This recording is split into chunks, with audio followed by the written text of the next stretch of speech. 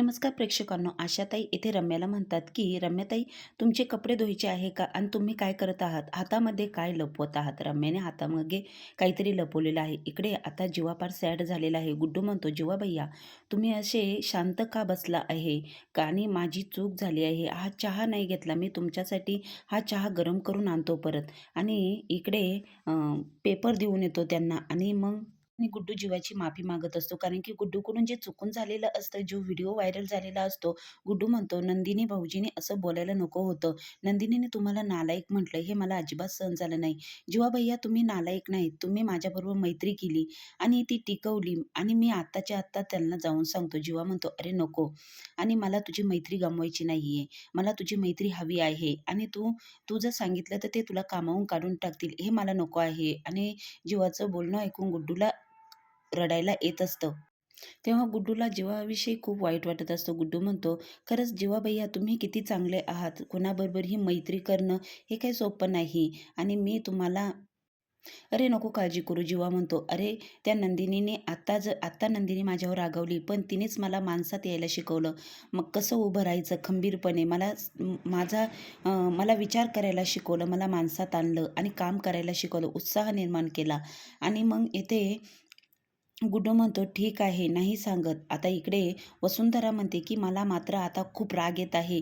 त्या काव्याचा मला खूप राग येतो. आता हा गुड्डू हा या बोक्याला मी पायाखाली तुडवणार आहे. रम्या म्हणते, अगं असं काय करते आहे? नको असं करू आणि माझ्या बोक्याला नको असं करू. तेव्हा आता रम्याला खूप वाईट वाटत असतं. तर येथे वसुंधरा म्हणते, इमोशनल होऊ नकोस रम्या, हा काय खरा बोका नाही आहे तुझा. तर इथे वसुंधरा त्या बोक्याला खाली पाडते आणि तडातड तुडवायला लागते पायाने. वसुंधरा म्हणते, आता मात्र मला असं फील होत आहे की मी त्या काव्यालाच पायाखाली तुडवलेलं आहे. सारखी अंगावर फिसकरत असते आणि मग आता तिला मात्र धडा शिकव आणि कात्री घेते आणि कापायला लागते. तितक्यात आता पार्थची एंट्री झाली. पार्थ म्हणतो, हे काय चाललं आहे? लाज नाही वाटत का तुम्हाला हे सगळं करताना? आणि या काव्याचा बोका तुमच्याकडे कसा आला? आणि मग येथे वसुंधरा म्हणते, की अरे पार्थ, आम्ही फक्त आणि मग इकडे जीवाने पेपर आणून दिलेला असतो आणि जीवा आणि शारदाताईचं काहीतरी आयडिया ठरलेली असते. जीवा म्हणतो, सासूबाई तुम्ही कमाल आहे, पाया पडतो. आणि मग इकडे धनंजय म्हणतो, पेपर आला का आज? आणि मग नंदिनी, तू पण नाश्त्याला बस, ब्रेकफास्ट घे करून, असं धनंजय आणि नंदिनीमध्ये बोलणं चालू असतं. तर नंदिनी तेथे बसलेली असते. पेपर आई येते आणि मग येथे दोघे नाश्ता करत असतात. आई पेपर घेऊन आलेली असते. तर इथे धनंजय पेपर घेतो आणि मग म्हणतो, की आजची तारीख बघा काय आहे. आता मात्र जीवाचे थोडे 13 दिवस राहिलेले आहे. आता जीवाचं हे व्रत पूर्ण होण्याचं. आता मात्र पेपरमधले काही शब्द जीवाने काटलेले असतात. नंदिनी बघतच असते. धनंजय म्हणतो, की हे काय केलं पेपरवाल्याने? तर शारदाताई म्हणतात, तुम्ही काही वेगळं ऐकलं का? मी म्हणाले, की मला तलब झाली आहे चहाची आणि तुम्ही काय ऐकलं? तर शारदाताई म्हणतात, की तुम्ही काय पेपर बंद करतात? पेपरवालाच सांगून गेला आहे, की तुमच्याकडे पेपर टाकणार नाही म्हणून. असं आता शारदाताई म्हणतात. इकडे मात्र पार्थ, रम्या आणि वसुंधराची चांगलीच जिरवतो. तर येथे रम्या म्हणते, की अरे ऐक ना, मग हे काव्यात हे बोक्याबरोबर बोलत असते ना, बघ ना, त्यामुळे तुझा अपमान होतो. हे आम्हाला सहन नाही झालेलं. आणि मग पार्थ त्यांना म्हणतो, की काव्याला जर हे कळालं तर ते काय तुमची हालत करतील, मग तेच तुम्हाला वेगळं सांगायची गरज नाही.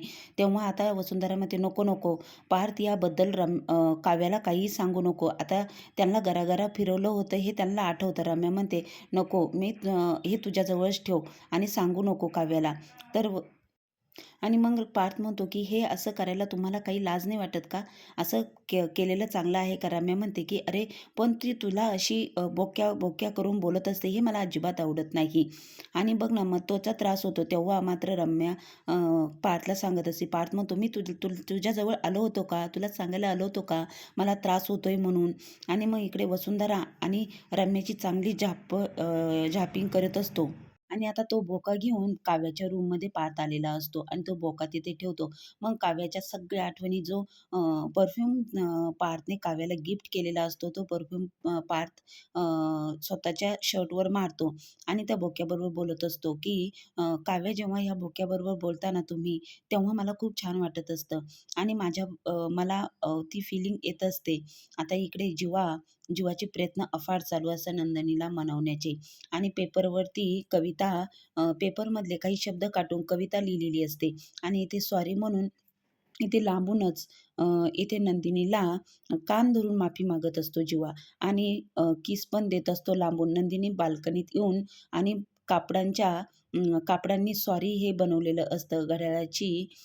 घड्याळ पण चालू करतो. तर इथे नंदिनीने जे दिलेलं घड्याळ असतं, तर ते नंदिनी ऑन करते आणि जीवाचं सगळं प्रेम स्वीकारते. इकडे मात्र पार्थ देवदर्शन करत असतो. तेव्हा आता पार्थला आवडचा दिवस असतो. पार्थ म्हणतो, "आई, आज माझा खूप स्पेशल दिवस आहे." तेव्हा आता मानिनी म्हणते, की "अरे, आई-वडिलांचे आशीर्वाद नेहमीच आपल्या मुलांसोबत असतात. पण एखाद्या आपल्या पार्टनरची सुद्धा पार्टनरलाही त्याचीही विशेष घ्यावी आणि त्यालाही तुझ्यासोबत घेऊन जा काव्याला, का नाही घेऊन जात?" तेव्हा मात्र पार्थ म्हणतो, की "नाही आई, त्याच्यात असं काही दिलेलं नाहीये आणि मग मला माहिती आहे तुला काय म्हणायचं आहे आई. आता काव्याला घेऊन जायचं असं तुला वाटत आहे." काव्या खाली येते. काव्याला तिचा बोक्या सापडत नसतो. काव्या म्हणते, "कुठे माझा बोक्या? आई तुम्हाला माहिती आहे का माझा बोक्या नाहीये घरामध्ये." आणि काव्या खूपच रडायला लागते, अस्ताव्यस्त होते, सगळीकडे उचकायला लागते. पार्थ म्हणतो, "ऐकून घ्या, थांबा." पण काव्या रडत असते, "माझा बोक्या कुठे? कुठे?" "अहो आई, मी इथेच ठेवला होता आणि त्याला हेडफोन लावून ठेवले होते. कुणी हेडफोन तिथं आहे पण बोक्या तिथं नाहीये." तेव्हा पार्थ म्हणतो, की "मला माहिती आहे तुमचा बोक्या तुमच्या बेडरूममध्येच आहे." तेव्हा इथे काव्य हात जोडते म्हणते, की "पार्थ देशमुख सांगा ना माझा बोक्या कुठे आहे?"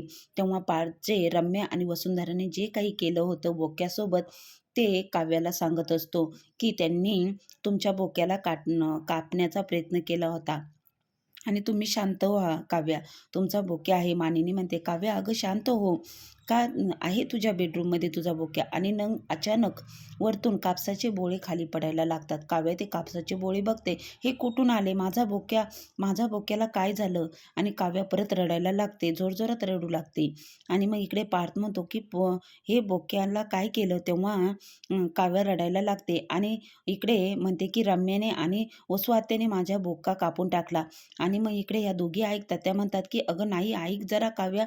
आणि आता काव्याला खूपच वाईट वाटते. काव्या जोरजोरात रडायला लागते आणि मग म्हणते, की "रम्या, आता तुला सोडणार नाही." रम्याला जोरात आवाज देते आणि त्या बोक्याचा आता राग रम्यावर काढणार असते. इकडे रम्या, वसुंधरा सगळे बाहेर येतात. आता पुढील भागामध्ये पार्थने काव्याला घेतलं आहे मिठीत. तेव्हा आता पार्थ काढतो आहे काव्याची समजूत.